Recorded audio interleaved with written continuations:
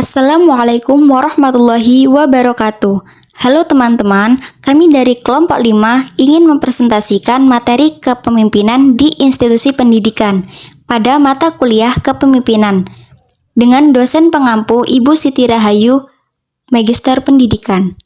Pertama-tama, marilah kita berkenalan terlebih dahulu dengan anggota kelompok, yaitu Afitrianingsih dengan NIM 2022406402001 dan Dedi Iswanto dengan NIM 2022406402003.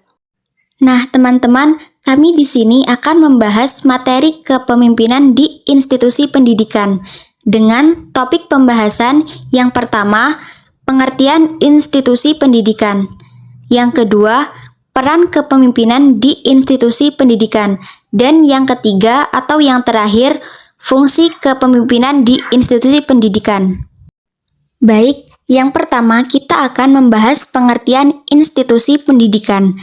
Dalam bahasa Inggris, dijumpai dua istilah yang mengacu kepada pengertian institusi atau lembaga, yaitu institute dan institution. Pertama, menekankan kepada pengertian institusi sebagai sarana atau organisasi untuk mencapai tujuan tertentu. Yang kedua, menekankan pada pengertian institusi sebagai suatu sistem norma untuk memenuhi kebutuhan. Muhammad Daud Ali dan Habibah Daud 1995. Institusi pendidikan adalah sebuah entitas atau lembaga yang memiliki peran penting dalam menyelenggarakan proses pembelajaran dan pendidikan. Institusi pendidikan dapat mencakup berbagai tingkatan, mulai dari pendidikan formal seperti sekolah dasar, sekolah menengah, hingga perguruan tinggi, serta pendidikan non-formal seperti kursus atau pelatihan kejuruan. Institusi pendidikan bertujuan untuk menyediakan lingkungan belajar yang memungkinkan siswa atau peserta didik untuk memperoleh pengetahuan, keterampilan, dan nilai-nilai yang diperlukan untuk mengembangkan diri dan berkontribusi dalam masyarakat. Selanjutnya, ada 3 institusi pendidikan di Indonesia. Yang pertama, institusi pendidikan formal. Ialah lembaga pendidikan formal ini adalah lembaga yang proses pendidikannya sudah ditentukan jenjangnya, berdasarkan persyaratan usia dan pendidikan sebelumnya. Yang kedua, institusi pendidikan non-formal. Ialah lembaga pendidikan non-formal adalah lembaga pendidikan yang ditempuh selain pendidikan formal. Biasanya pendidikan non-formal ini digunakan untuk menunjang atas ilmu yang telah didapatkan sebelumnya dalam pendidikan formal. Yang ketiga, institusi pendidikan informal. Ialah institusi pendidikan informal ini berbeda dengan kedua jenis di atas.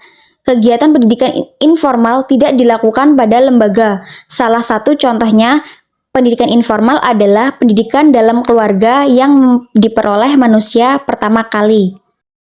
Kemudian, peran kepemimpinan di institusi pendidikan.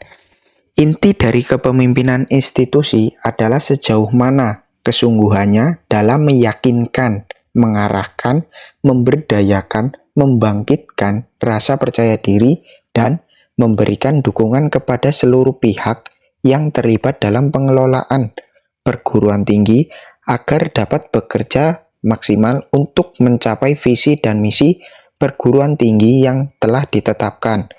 Dalam kerangka ini, maka peran kepemimpinan yang harus diselesaikan dalam proses penjaminan mutu pendidikan tinggi adalah yang pertama, menetapkan visi dan misi perguruan tinggi yang bersangkutan dan bagaimana visi dan misi ini dapat diinternalisir dengan baik oleh seluruh pihak yang terlibat dalam penyelenggaraan perguruan tinggi.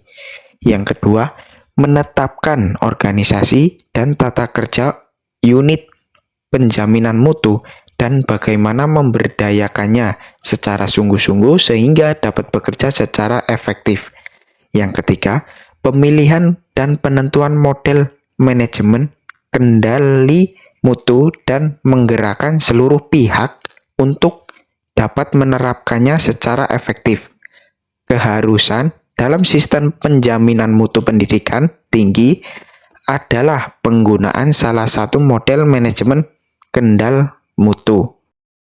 Fungsi kepemimpinan di institusi pendidikan.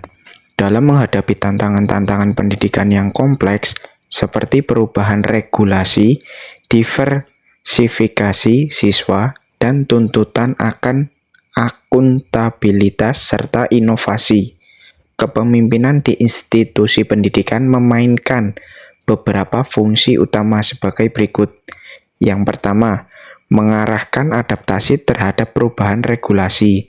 Yang kedua, mengelola diversifikasi siswa. Yang ketiga, mengimplementasikan sistem akuntabilitas. Yang keempat, mendorong inovasi. Yang kelima, menyediakan kepemimpinan yang visioner.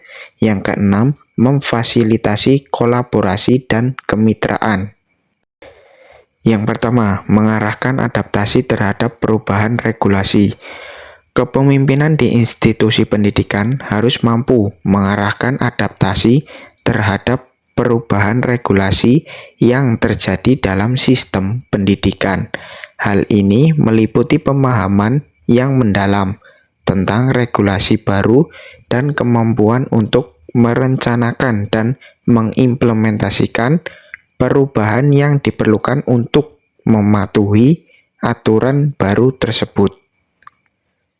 Yang kedua, mengelola diversifikasi siswa. Diversifikasi siswa mencakup beragam kebutuhan, latar belakang, dan kemampuan siswa.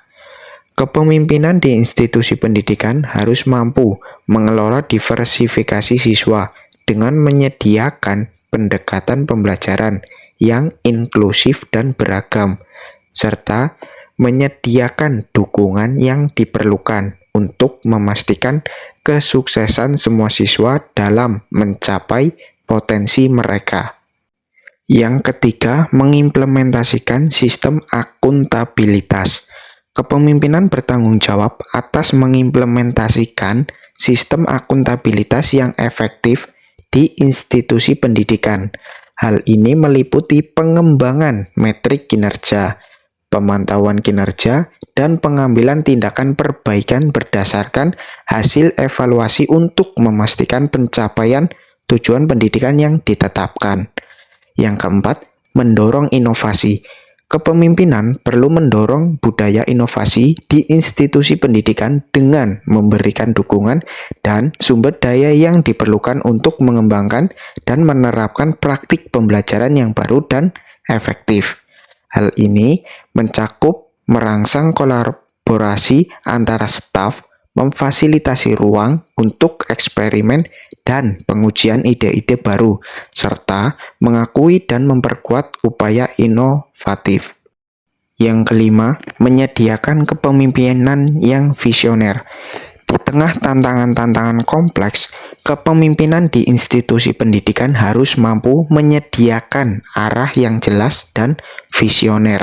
Ini melibatkan mengkomunikasikan visi yang inspiratif dan memotivasi semua anggota komunitas pendidikan untuk bekerja menuju tujuan bersama. Yang keenam, memfasilitasi kolaborasi dan kemitraan. Kepemimpinan juga harus memfasilitasi kolaborasi dan kemitraan dengan berbagai pemangku kepentingan, termasuk staf, siswa, orang tua, pemerintah, dan masyarakat setempat. Kolaborasi yang kuat dapat membantu mengatasi tantangan yang kompleks dengan memanfaatkan sumber daya dan pengetahuan yang beragam. Itulah tadi materi yang sudah dijelaskan oleh kelompok 5, maka dapat disimpulkan bahwa institusi pendidikan merupakan lembaga yang berperan krusial dalam menyediakan dan mengelola proses pembelajaran untuk mengetahui kebutuhan pendidikan formal, non-formal, dan informal. Di Indonesia, institusi pendidikan formal meliputi tingkat pendidikan dasar hingga perguruan tinggi, sedangkan pendidikan non-formal mencakup kursus dan pelatihan kejuruan yang mendukung pengetahuan yang telah diperoleh melalui jalur formal. Pendidikan informal terjadi di luar lembaga formal seperti pendidikan keluarga dan sosial yang merupakan pendidikan pertama yang diterima seseorang. Kepemimpinan dalam institusi pendidikan memiliki peran penting dalam menghadapi tantangan pendidikan yang kompleks seperti adaptasi terhadap perubahan regulasi, mengelola diversifikasi siswa, mengimplementasikan sistem akuntabilitas, dan mendorong inovasi. Kepemimpinan yang efektif harus mampu menetapkan visi dan misi yang jelas, mengelola dan memberdayakan unit penjaminan mutu, serta memfasilitasi kolaborasi antara berbagai pemangku kepentingan untuk mencapai tujuan pendidikan yang efektif dan inklusif. Dengan demikian, institusi pendidikan dapat berfungsi sebagai tempat pengembangan potensi individu serta mempersiapkan mereka untuk berkontribusi dalam masyarakat.